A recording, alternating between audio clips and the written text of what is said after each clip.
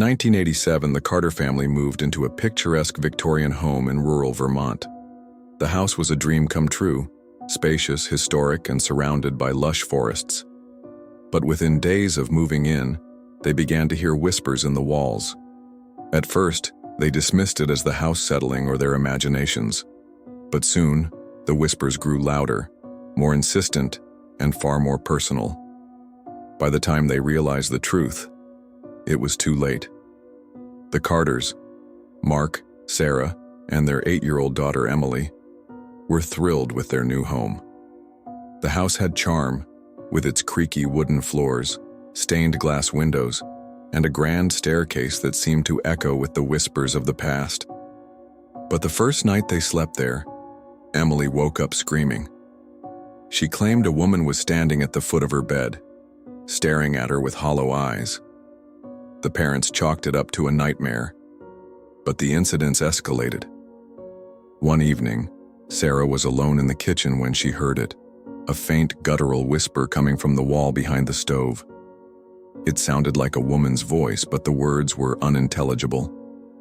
She pressed her ear to the wall, and the whisper grew louder, more urgent. Suddenly, it stopped. The room fell silent, and Sarah felt a cold breath on the back of her neck. She turned around, but no one was there. Mark, a skeptic, began to experience strange occurrences too. Tools would go missing from the basement, only to reappear in odd places, like the attic or Emily's toy chest. One night, he heard footsteps pacing the hallway outside their bedroom. He opened the door to find nothing but a faint, wet footprint on the carpet, as if someone had walked through water. The whispers became more frequent, and Emily started talking to an imaginary friend named Margaret. She described Margaret as a sad woman in a white dress who lived in the walls.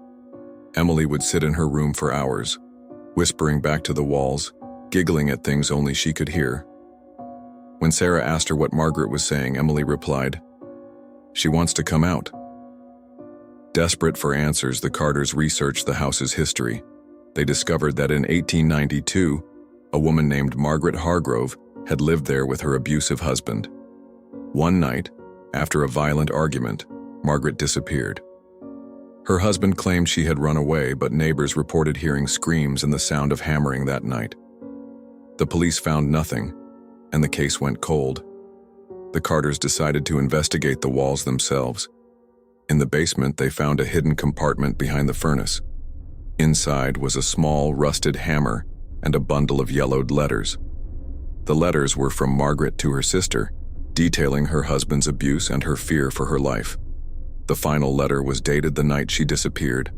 That night, the whispers turned into screams. The family huddled together as the walls seemed to vibrate with Margaret's anguish. Emily began to sob, saying Margaret was angry and wanted to show them something. The next morning, the Carters called a contractor to tear down the walls in the basement. Behind the plaster, they found Margaret's remains. She had been sealed alive inside the wall, her skeletal hand still clutching a piece of the hammer she had used to try to escape. The Carters moved out immediately, but the new owners reported the same whispers and the same wet footprints in the hallway. The house still stands today, abandoned and crumbling. Locals say that on quiet nights you can hear Margaret's whispers echoing through the walls, begging for someone to set her free. But no one dares to go inside, not after what happened to the last family who tried.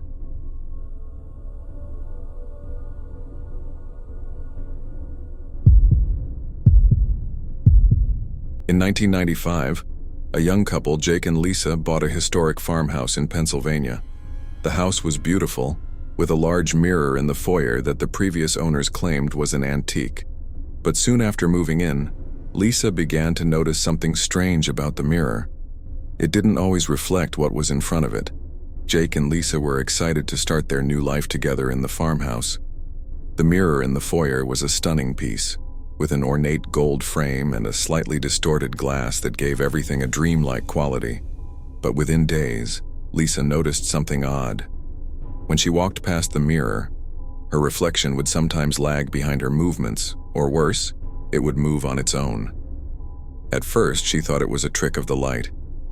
But one night, as she was heading to bed, She glanced at the mirror and froze.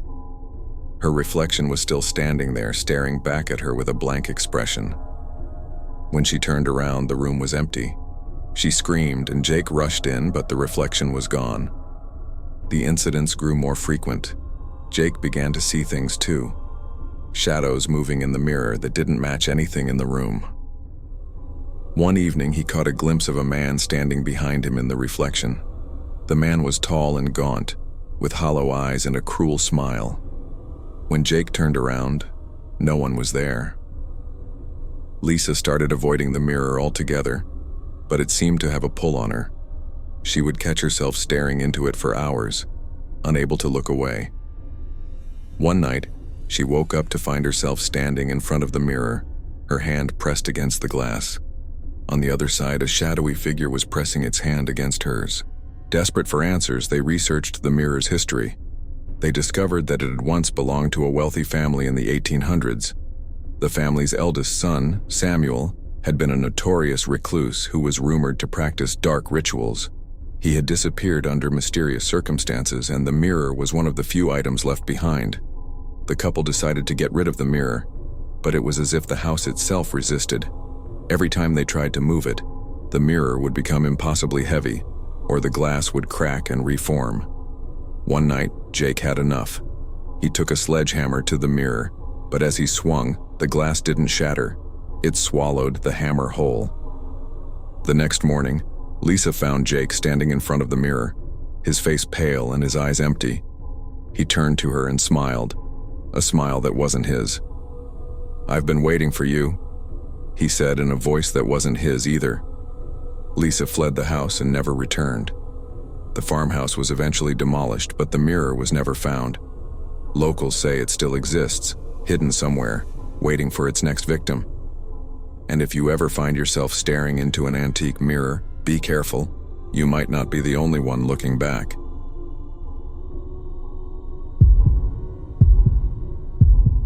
In 2003, the Martinez family moved into a charming colonial home in Massachusetts. The house had everything they wanted, except for one thing. The basement door was always locked, and the previous owners refused to give them the key. They said it was better that way, but curiosity got the better of them, and they soon wished they had listened. The Martinez family, Carlos, Maria, and their teenage son Diego, loved their new home. The only oddity was the basement door. It was made of heavy, weathered wood with a rusted iron lock. The previous owners had warned them never to open it, claiming it was for their own safety. But the family was curious. What could possibly be down there? One night, after a few glasses of wine, Carlos decided to pick the lock. The door creaked open, revealing a steep staircase leading into darkness. The air that wafted up was damp and foul, like rotting earth.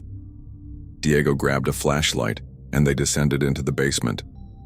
The basement was unlike anything they had ever seen.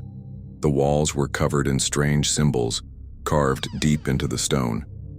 The floor was littered with animal bones, and in the center of the room was a large circular pit. The pit was filled with a black tar-like substance that seemed to ripple on its own. As they stood there, the temperature dropped and the air grew heavy. Diego's flashlight flickered and they heard a low, guttural growl coming from the pit. Suddenly, the black substance began to bubble and rise, forming into a humanoid shape. The figure had no face, just a gaping void where its features should have been. The family ran back upstairs, slamming the basement door behind them. They tried to lock it, but the lock was broken.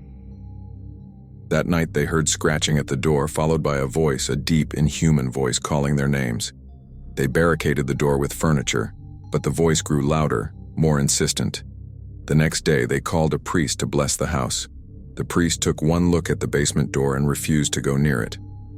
"This is beyond me," he said. "You need to leave this place." The family moved out a week later, but the new owners reported the same phenomena. The basement door would open on its own, and the symbols on the walls seemed to glow in the dark.